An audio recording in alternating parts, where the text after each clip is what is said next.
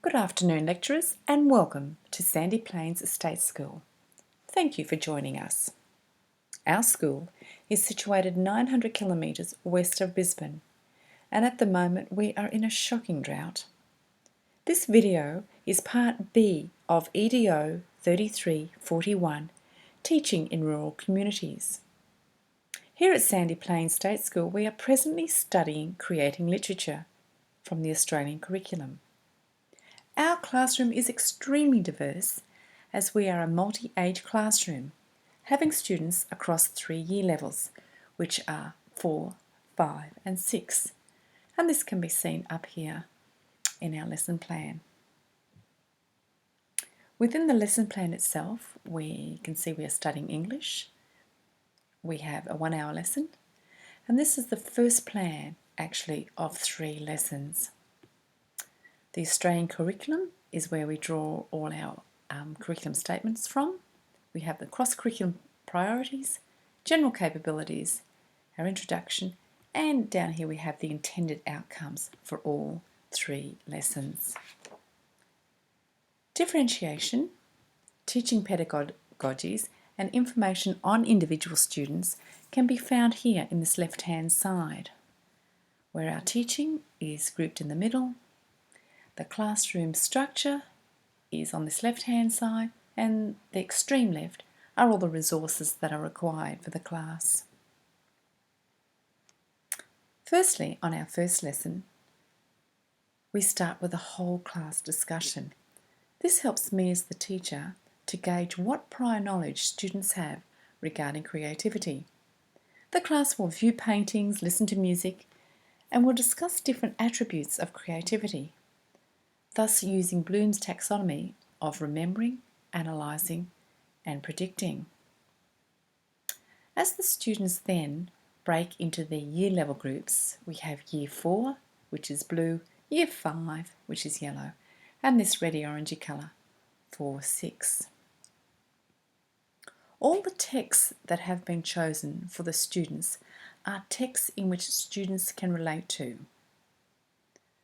The lessons have been constructed in such a way as to incorporate social constructivism, collaborative learning, feedback, and combining with the use of multiple intelligences.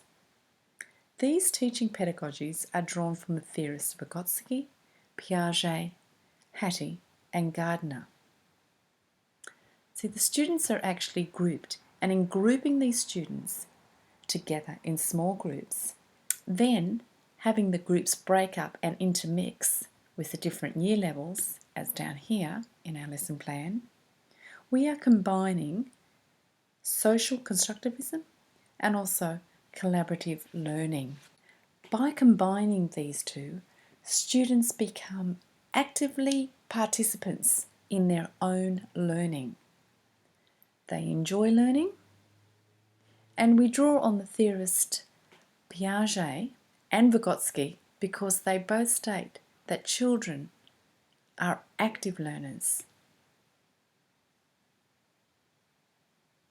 The students use a variety of manipulatives such as butcher papers, coloured markers, and Tony Ryan's thinking keys in order to brainstorm various text features. In the social constructive environment, students gain knowledge from their peers as well as their teachers. So by the use of brainstorming, they can talk to their mates, they can talk to the teachers and or parent helpers or teacher aides. Before we break for morning tea, the students all come back as a group and will sit and discuss what they have learned. Then on the way out to recess, students must state a different stylistic feature or a particular character and how they can change or use their imagination for their story. In part 2 of our lesson, we start with a 5-minute recap just to confirm who remembers what from the previous lesson. And this is once again drawing on Bloom's taxonomy. The main teaching of this lesson, I decided to Skype with another school, which is approximately 1,200 kilometres east of us and a completely different environment. This was done in order to excite students' imagination.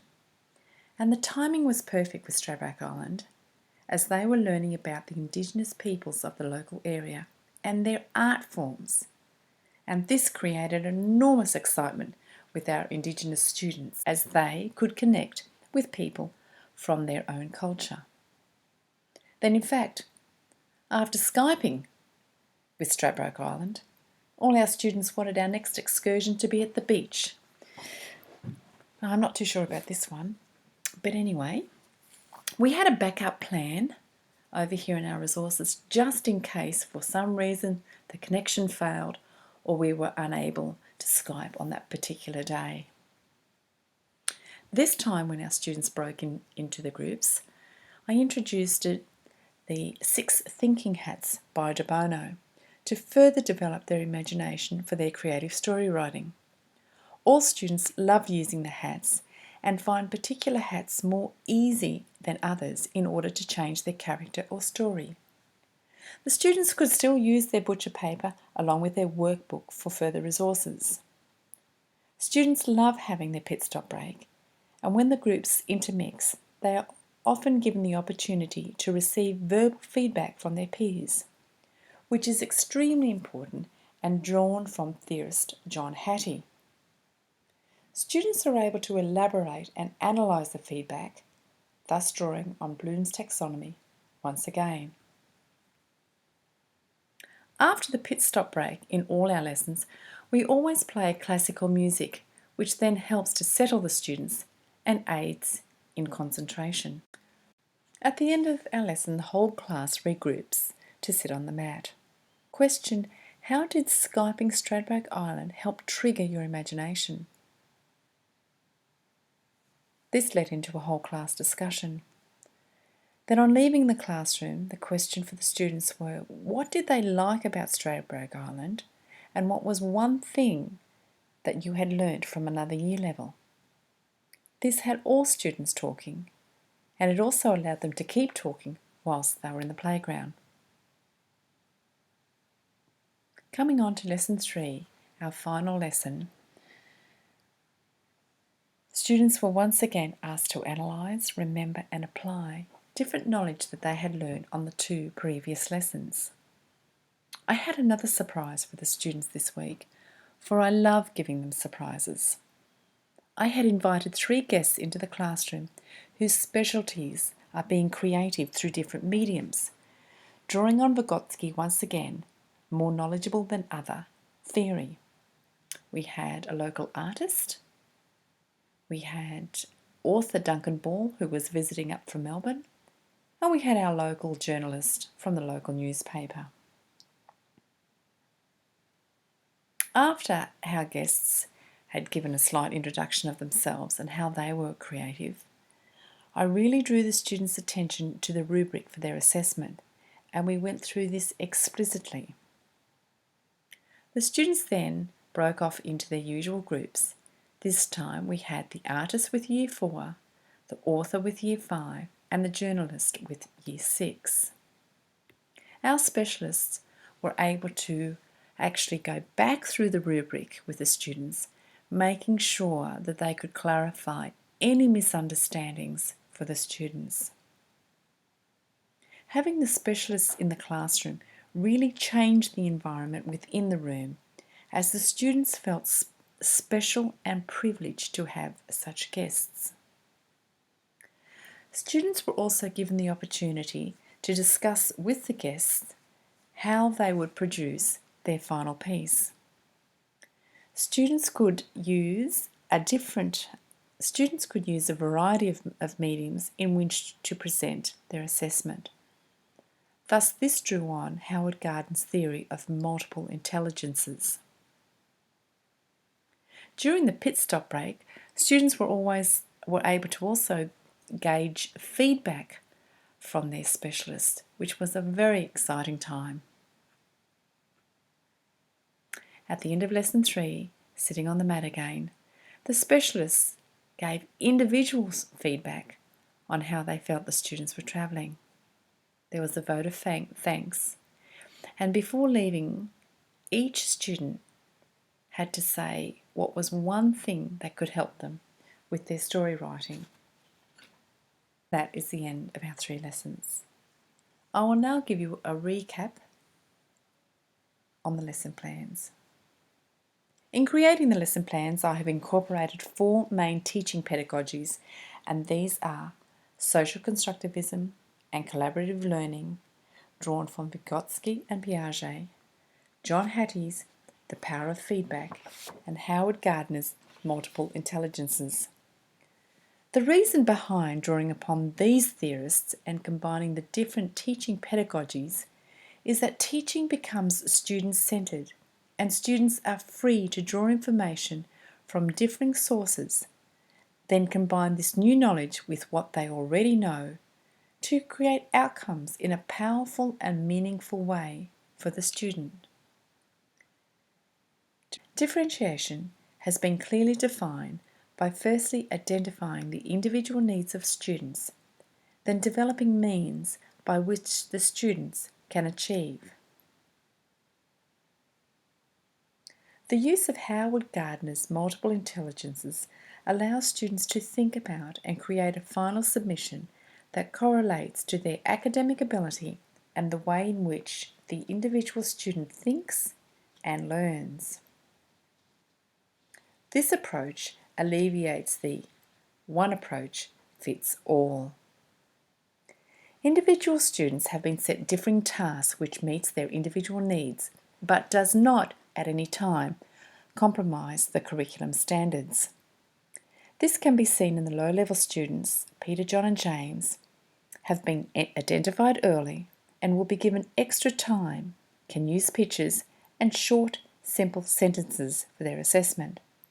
Jane, our trauma student, has also been identified early and requires the extra positive reinforcing that she is a valued member of the classroom. Jane loves to draw, so Jane is allowed to use drawings along with short, simple sentences. The Indigenous ESL, EALD students are grouped with more able peers and are given extra time to discuss their ideas and can draw on the specialists to enlist a deeper understanding for the task. I used the backward design technique in planning the lessons, so I was able to see what type of resources were needed for the desired outcome. This alleviated the cramming of resources, which would only develop confusion amongst the students. For sometimes, if you have too many resources, students do not know where to start. The resources that were incorporated into these lessons were ICT, with a variety of tools, viewing YouTube, listening to music, Skyping and word processing. Reading books that students can personally relate to, thinking key templates, 6 thinking hats, parent helpers, and expert in their fields are all wonderful resources. These resources have proven valuable to the students in helping them to produce the desired outcomes for their assessment. By using a solid resource base, students were able to connect with their own differing learning styles in which to build a fluid understanding of the content of the work required.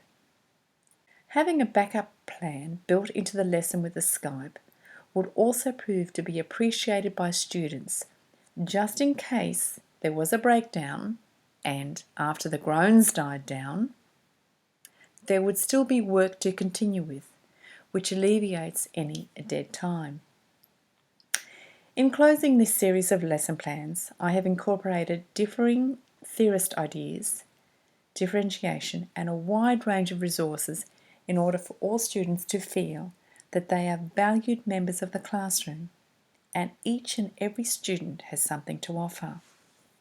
I would have had an afternoon or a morning tea so other classes and parents and caregivers could come to view the work. And if the parents and caregivers could not attend, I would take the work to them. Thanks for listening.